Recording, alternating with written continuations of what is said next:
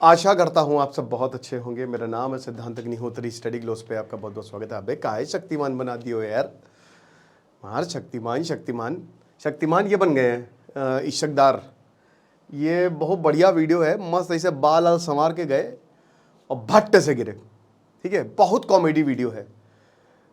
कंधा टूट गया हालांकि, ठीक है, लेकिन बहुत तेज गिरे। तो ऐसे ही पाकिस्तान गिरता है और पाकिस्तान फिर गिर गया है। तो वो देखिए, ये पूरा जो इनकी इमेज फार्मिंग होती है, प्रोपागेंडा होता है, प्रोपरगेंडा, तो प्रोपरगेंडा है ये। और प्रोपागेंडा जो है फैलाया है पाकिस्तान ने।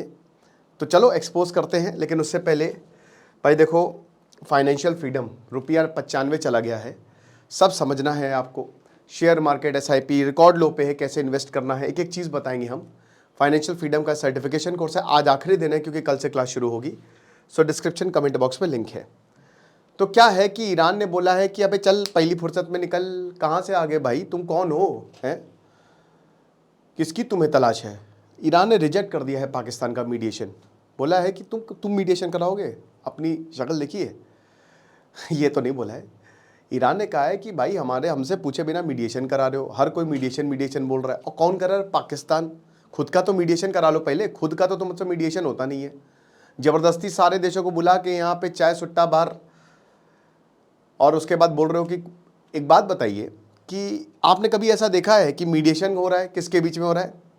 ईरान और अमेरिका के बीच में हो रहा है। और मीडिएशन कहाँ हो रहा है? पाकिस्तान में हो रहा है। और पाकिस्तान में कौन देश आए? Turkey, Saudi, Egypt. ये क्या क्यूटी आपा है भाई। मतलब आप ये मान के चलिए कि जिसको मीडिएशन कराना है वही नहीं आए। ना अमेरिका आया, ना ईरान आया। ईरान कह रहा है कि हमारी बात कर रहे हो ना, तो हमारे बिना ही मीडिएशन कर लोगे। गजबी बेवकूफ़ लोग हैं। और फिर बोलना मीडिएशन करा रहे। तो ये अगेन इन्फॉर्मेशन वॉरफेयर है। और जैसे कि पाकिस्तान की हंसी उड़ती है, इस बार भी उड़ रही है। तो शहबाज शरीफ ने बोला कि हम मीडिएट कराएंगे।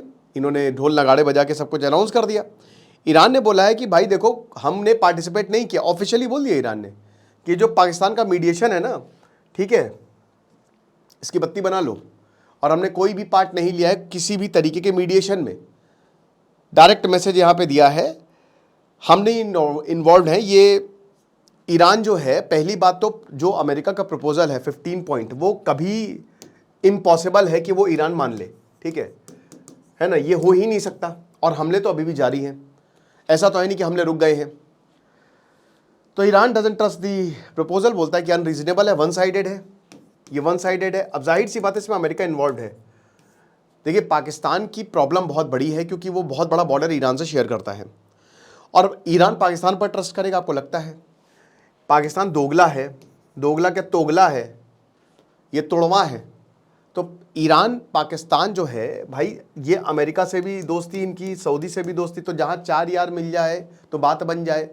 तो ईरान कहता है कि भाई कुछ भी बोल रहे हो, तुम पे ट्रस्ट क्यों करेंगे हम? तुम कह तो रहे हो हमको सपोर्ट करते हो, तुम मेरी तरफ है कि उसकी तरफ है? मैं तो आपकी तरफ हूँ। तो ऐसा कोई भी सपोर्ट यहाँ पे देखने को नहीं मिला है। पाकिस्तान अमेरिका का एलाय है, एलाय नहीं सॉरी, नौकर है, और सऊदी का भी। तो इसीलिए ईरान ने बोला कि ऐसा कुछ भी नहीं है, नथिंग लाइक दैट, है ना। और हम कभी भी पाकिस्तान की जो न्यूट्रलिटी है उसको एक्सेप्ट नहीं करेंगे, क्योंकि हम डाउट करते हैं। Iran doubts Pakistan neutrality. Fully neutral है ही नहीं वो। पाकिस्तान जहाँ पे पैसा दिखेगा पाकिस्तान भागेगा वहाँ। अभी आज ईरान पैसा देने लगे तो पाकिस्तान ईरान के साथ हो जाएगा। पाकिस्तान को डर है ना कि देखिए कॉन्फ्लिक्ट बढ़ती जा रही है। और अब दोस्तों कॉन्फ्लिक्ट बढ़ रही है, और गल्फ जो है ना, गल्फ कंट्री पे मैप कहाँ चला गया, कुछ छोड़ो। गल्फ कंट्रीज में यहाँ पे अटैक हुआ है। तो गल्फ में सबसे बड़ा है सऊदी। सऊदी पे अटैक होगा तो पाकिस्तान को जाना पड़ेगा, है ना। और सऊदी कुछ नहीं करेगा, वो आराम से बैठेगा, वो टीवी पे नज़ारे देखेगा। तो जब मोहम्मद बिन सलमान बुलाएंगे तो आपको उल्टे पाँव भागना है। और पाकिस्तान को पता है कि बहुत बड़ा ब्लंडर होगा। सबसे बड़ी दिक्कत यही पैक्ट है, मैंने बताया भी था। ये pact is the biggest problem जो पाकिस्तान ने साइन कर लिया है, क्योंकि अमेरिका से पहले बॉडी बैग्स आएंगे पाकिस्तान में।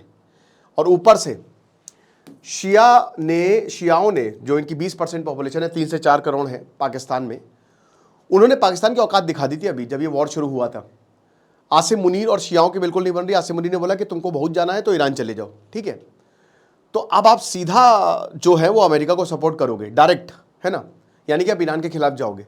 तो क्या होगा अंदर आप समझ सकते हो। फिर उसके बाद ईरान भी समझ जाएगा कि अगर इनकी सेना सऊदी में लड़ेगी तो क्या हम चूड़ियाँ तो हमने पहनी नहीं है।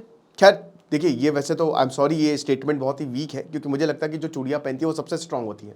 ठीक है, अगर अभी महिलाएं होती ना तो वॉर होती ही नहीं। पहली बात तो बातों वाली वॉर होती है, तुमने ये कर दिया, तुमने वो कर दिया है, चिल्लाना चिल्लम चिल्ली होती, लेकिन वो हाथापाई और ये मिसाइल इसाइल नहीं होता। पंचायत होती कि देखो बहन, है ना, तो ख्वातीनो हजरात, ये सब हो सकता था।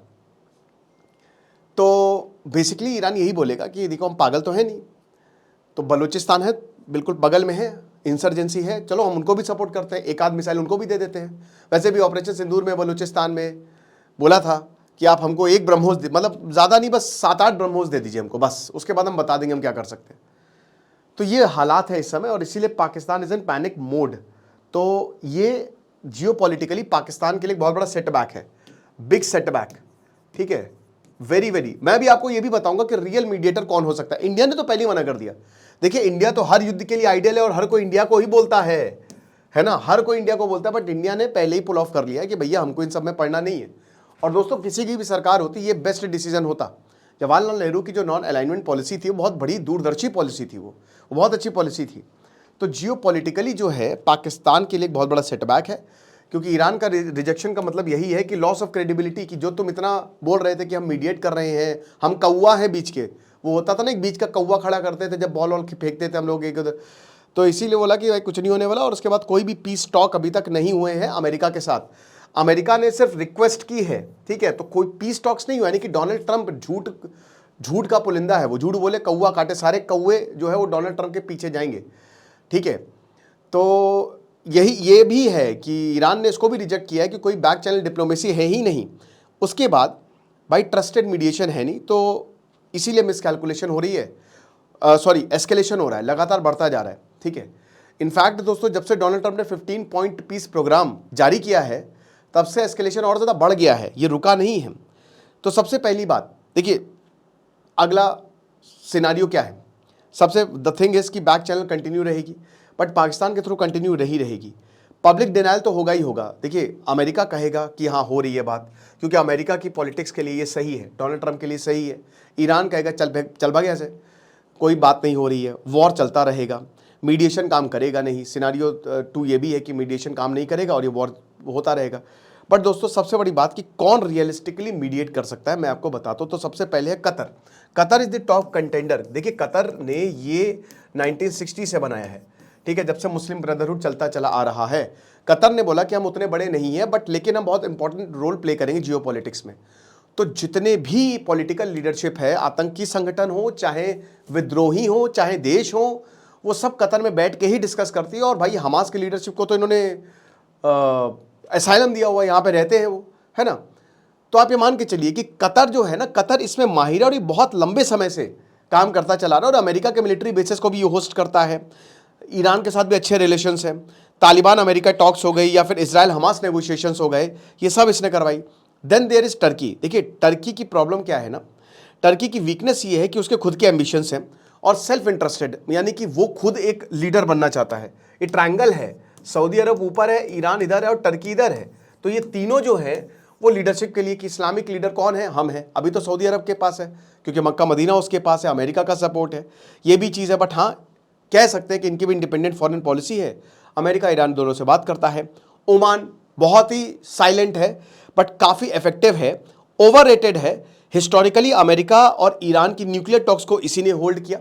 अभी भी ओमान ही जो है, जब युद्ध से पहले है ना, यही पे टॉक्स जो है वो यही होस्ट कर रहा था। न्यूट्रल रेपुटेशन और कोई पब्लिक, देखिए मीडिएशन कोई चिंगारता नहीं है जैसे पाकिस्तान कर रहा है, हम मीडिएशन कर रहे हैं, हम मीडिएशन कर रहे हैं, आ जाओ, सेल लगा रखी है इन्होंने मीडिएशन की। तो ऐसा नहीं होता है, एकदम शांत तरीके से होता है, बैक चैनल डिप्लोमेसी होती है। देखिए, चाइना हम कह सकते हैं, बट चाइना और रशिया इसमें नहीं पार्ट लेंगे, क्योंकि चाइना के जियोपॉलिटिक्स बिगड़ जाएगी, ठीक है। तो वो मीडिएशन, वैसे मैं आपको एक चीज़ बताऊँ कि चाइना भी नहीं चाहता कि युद्ध रुके, है ना। एक तरीके से आप कह सकते हो कि एनर्जी के लिए बिल्कुल चाइना चाह रहा है, बट याद रखिए कि अगर युद्ध ज़्यादा खिंचेगा तो उसके पास एक बहुत अच्छा ताइवान को कब्जाने का मौका है, राइट। तो ये भी चीज़ है, और अमेरिका की हेजेमनी चैलेंज हो रही है चाइना के लिए, क्या कि अमेरिका डाउन हो, और अमेरिका हार रहा है, और इसमें चाइना और रशिया का बहुत बड़ा रोल है। कारगिल में मत कह रहे ना कि कारगिल में, जब कारगिल वॉर हुआ था तो अमेरिका ने अपना GPS देने से मना कर दिया था। ये रशिया यूक्रेन वॉर हुई तो यूक्रेन को भर भर के सैटेलाइट इमेजेस दी।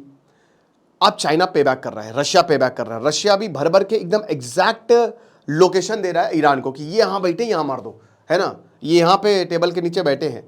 तो ये चीज़ है। तो पाकिस्तान, देखिए पाकिस्तान कभी भी सक्सेसफुल हो ही नहीं सकता था। मीडिएशन, पहली बात तो मीडिएशन ही नहीं है, और जो भी था वो कुछ नहीं था, वो हवा में उड़ गया है। तो यही चीज़ है। बाकी जो भी होगा हम आपको बताएंगे। आप ये मान के चलिए कि युद्ध अभी चल रहा है, बट ये रुक जाएगा, क्योंकि अब डोनाल्ड ट्रंप ने भी अनाउंस किया है कि भैया बहुत हुआ, स्टेट ऑफ हॉर्मस खुले ना खुले, युद्ध को रोको। आपको क्या लगता है मुझे कमेंट बॉक्स में बताइएगा। और भाई आज अल्मोड़ा का व्लॉग आएगा, तो सुकून जो चैनल है हमारा ट्रैवलिंग चैनल, उसका लिंक डिस्क्रिप्शन में दिया है। Thank you so much.